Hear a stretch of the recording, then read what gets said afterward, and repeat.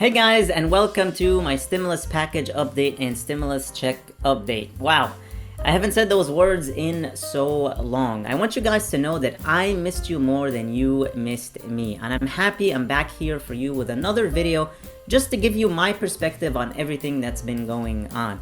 Of bipartisan agreements happening on legislation in Congress right now, yet we don't have an agreement on stimulus. Take a look. Sahil, you've got some good reporting on another topic here. While nobody was looking, there's been an outbreak of bipartisanship on Capitol Hill. After BBB, after voting rights had failed, we've started to see this pickup in things moving in a bipartisan way. And after you reported it, you got the nicest Twitter mention I've seen from a politician in a long time. Mine are never this nice. The President of the United States retweeting you saying, "I ran for president because I believe government can still deliver for the people. There's so much more to do, but Democrats and Republicans are proving we can still come together to deliver important progress for the American people."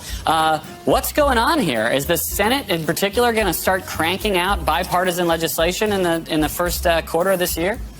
It's been an unexpected and quite sudden outbreak of bipartisanship that has swept through Capitol Hill just in the last few days. The list of issues is quite remarkable here. It starts with a recent agreement made on the Violence Against Women Act, a 1994 law that was initially authored by a senator named Joe Biden himself. Let's put this up on the screen. There's a U.S.-China competition bill as well that the House has passed, that the Senate has passed, that is headed to a conference committee. Postal service reform to, improve the finances of the post office and improve mail delivery.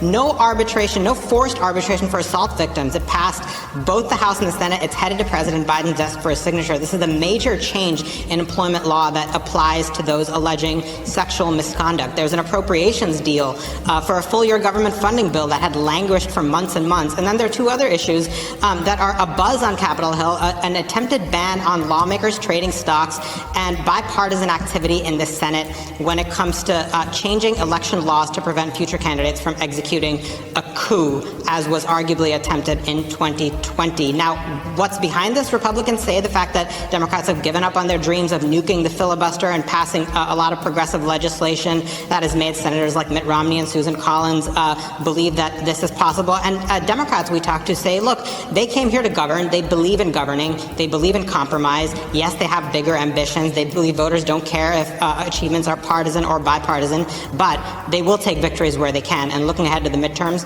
they're going to need everyone they can get, Garrett. So there you have it, you guys. Sounds like they're getting some legislation done, but we will see if they're able to do it for more stimulus. Now, in the meantime, as I mentioned, I've got several stimulus checks to get you caught up on, and let's dive into the first one. A link in the description below. Waltz proposes $350 rebate checks from budget surplus. Republicans call it election year gimmick, though. Now, the article says that Minnesota households could be eligible for up to $350 direct payments, and frontline workers that stayed on the job during the pandemic could receive an extra $1,500 this year under a plan that the governor, Tim Walz, proposed on Thursday. Now, the Democratic farmer labor governor said Minnesota should benefit from the state's $7.75 billion budget surplus. And as a part of his plan for the funds, more than $4 billion would go toward direct payments, worker recruitment and retention programs, grants for farmers, and broadband expansion. Now, he had this to say. This is about expanding an already vibrant economy.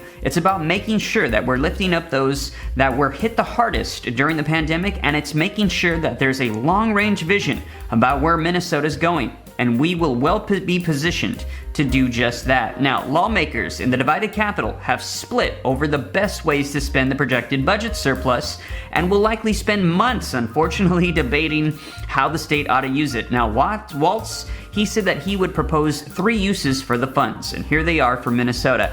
Economic opportunities, helping kids and families, and advancing health and safety. Now, we will see. I'll keep you up to date here on the channel, but it looks like in Minnesota, there's going to be a lot of direct payments going out in different forms, and I'll let you know as soon as we hear. Now, link in the description below to this next one that I actually mentioned to you in yesterday's videos, and that is that Governor Mills is proposing using half of the state's surplus to give $500 checks to Maine taxpayers. So another state stimulus check due to surplus funds. And this one says, Governor Janet Mills is proposing to return to Maine taxpayers half of the anticipated $822 million surplus to the people. Now, the announcement during her State of the State address comes at a time of worries about the inflation that's driving up the costs of food and gas.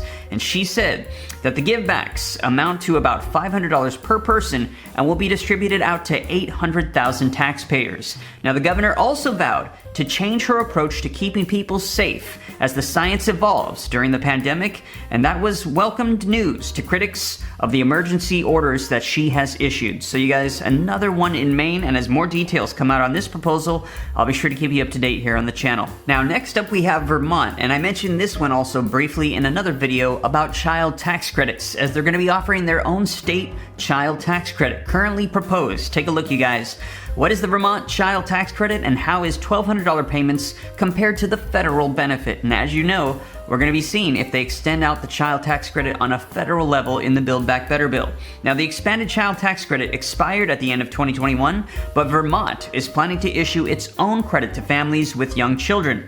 According to VT Digger, the Vermont House of Representatives recently approved a $50 million tax cut package that would send $1,200 per child to most families with children who are ages 6 and under. Vermont's child tax credit is modeled after the federal child tax credit that would help out about 50,000 children. Now, under the American Rescue Plan back in 2021, advance payments of up to half of the 2021 child tax credit were sent to eligible taxpayers. Most eligible families receive monthly payments of $250 or $300 per child from July till December.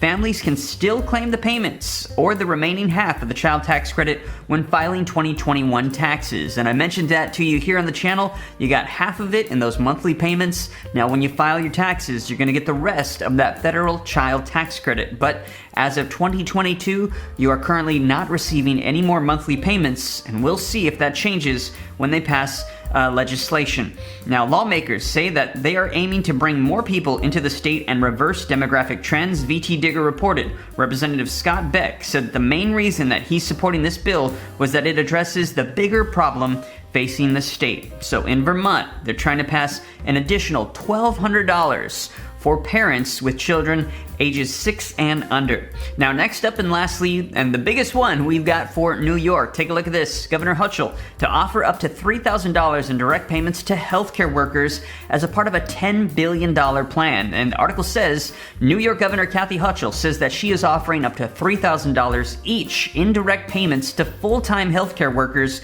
who remained in their position for 1 year as a part of the $10 billion plan. Now, the plan includes the following: $2 billion to support healthcare wages, $2 billion to support healthcare and mental hygiene worker retention bonuses, with up to $3,000 bonuses going to full-time workers who remain in their positions for 1 year, and prorated bonuses for those working fewer hours as well.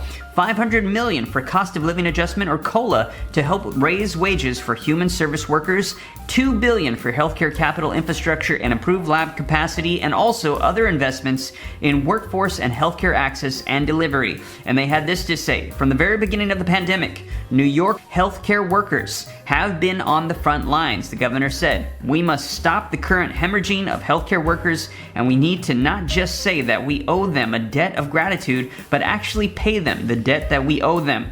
The health of every New Yorker depends on strong, stable, and equitable healthcare systems, and healthcare workers are its very foundation. With the largest ever investment in healthcare, we will retain, rebuild, and grow our healthcare workforce and ensure that we deliver the highest quality healthcare for New Yorkers. Alright guys, this is all I have for you in this video. Thank you so much for tuning in. I really missed you. Hopefully I'll see you here again very, very soon. And I'd love to hear your thoughts and opinions on everything we talked about here in the comments below.